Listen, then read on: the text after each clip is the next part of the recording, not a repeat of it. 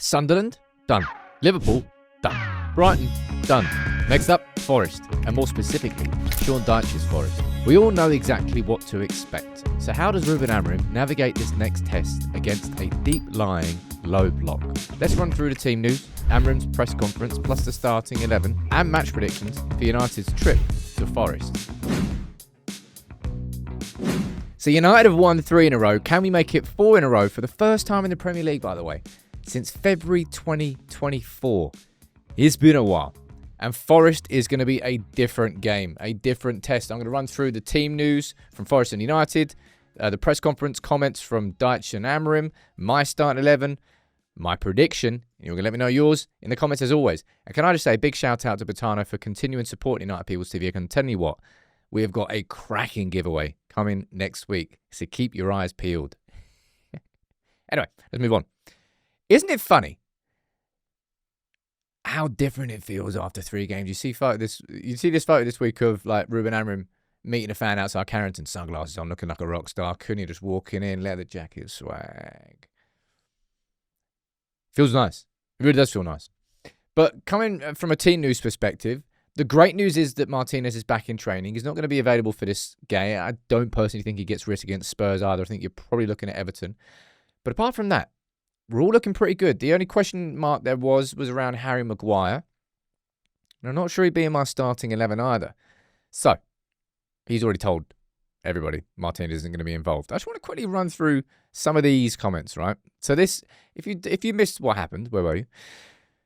Dyche a while ago when he was a pundit on Stick to Football, he was asked about Ruben Amorim. He was saying, well, if we're playing 4-4-2, we probably would have won more games. And this is just the sort of back and forth between the two.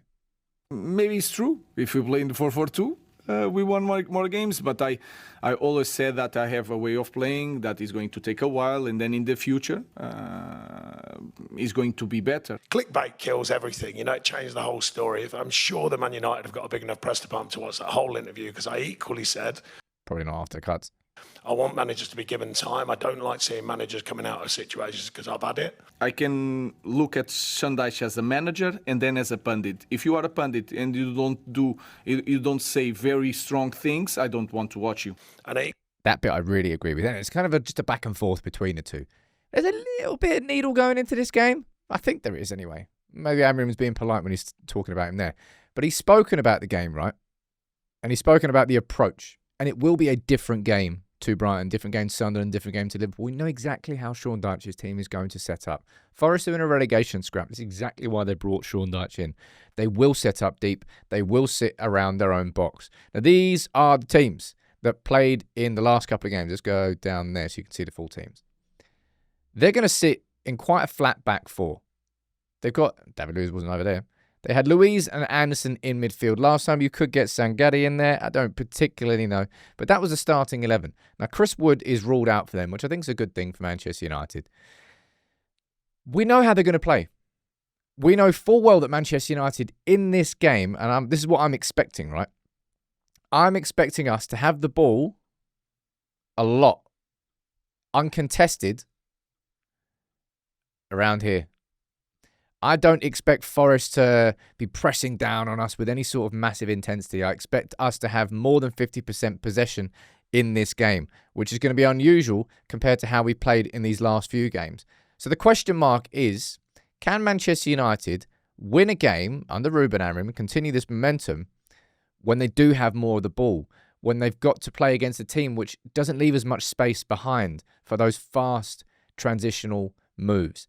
How do United break down the low block of Forest? Because this is a game state I expect to see quite a lot, right? I expect to see Sells probably on his goal line. Let's be completely honest. I expect to see them kind of deep in their box, quite a flat back 4. Anderson and whoever their 2 midfielders are, kind of marshalling those areas there. This is a game state I expect to see a lot, right? Let's go off Cunha. Gibbs White. Jesus probably staying up as their sole man for the counter. And they will have a threat on the counter. But it's like these situations, right? These games, they've always tripped United up before, haven't they? They really, really have. In terms of changes to our starting 11, what would I do? I was genuinely considering Maguire for this one. for the strength from set pieces, because I feel like that's going to be a way to unlock them. Like if we can, I said this in the live show today, if we can get an early goal in the first 15, it means that Forest can't sit in this shape. They have to come out. They'll get dragged out by United sort of playing the ball around in these areas. They'll get dragged into committing, leaving spaces, and then United taking advantage. But if they score first, it's going to be a horrible game. I actually don't think... What do you change? I don't think you change Delict. I don't think the back three kind of keeps itself. I don't think you change Casemiro or Fernandes. You're not going to put Ugarte in there. I think the only question... There's two choices, I think, up front. And I'll be interested to know which one you think the Ruben Amorim will take. Number one, you keep it the same. Cunha on the left, Šeško in the middle, and Mbeumo on the right. Or you might see this. And it kind of depends on how you think this game's going to go. I don't think that United will particularly be playing it long in this game. I don't think that we'll be seeing that. We saw that a lot from Le Mans in the last couple of... Well, against Sunderland and Liverpool we did. Brighton, we had a bit more measure of the ball. I don't particularly think we'll go long too often because I don't think Forest will be pressing down on our goalkeeper. So we'll play out from the back a bit more in this game. I can see us. I could see Mount coming in on the left, Cunha going up front, and then Šeško coming on the second half. But what would I prefer? I think I prefer that United kept it the same. And I've said this, I must have said this in so many match previews now, but I want to see this. I want to see Mbeumo getting into these positions here. Šeško probably about there. I'll tell you what, Casemiro coming forward. Let's get the whole team forward. No, wrong one. Clear the drawings. Sorry, I'll just bring it all forward. Let's bring it forward into the sort of game state I expect there to be a lot of. United are back three, kind of close to the halfway line. Fernandes and Casemiro probably in and around these areas. Let's clear that drawing. And United pressing down on their box. Ahmad, in these situations here, what I want to see is big overlaps from our wing-backs. Trying to drag them a bit wide, because if Ahmad does that, I think Williams is going to have to follow, and you're going to create that little pocket of space here. That Mbeumo, you know exactly what I'm going to do here. Mbeumo, in there, a lovely little curled cross for Cunha running in at the back stick, or Šeško running in, or even Casemiro. They're your three biggest options, I think, from an Mbeumo cross. That, for me, feels like the most obvious way that we're going to break down this low block. Mbeumo, not just like firing in a cross for no reason, but firing in a cross to a very dangerous area where we have three players who can get on the end of it. And if we get that goal, then the game can play out differently after that. Because then Forest will have to come out of their shape. Jeez, too many players over here. Cunha, where are you going? Go over there. Just my prediction. I actually don't... Is that the same 11? That's the same 11. That's no changes. That's what I would do. And you know what I think about playing it wide, getting the early goal, forcing Forest out of their shape, and then you just kind of play... And then at that point, you might then go long. I don't know. My prediction for this game is that United will have enough quality.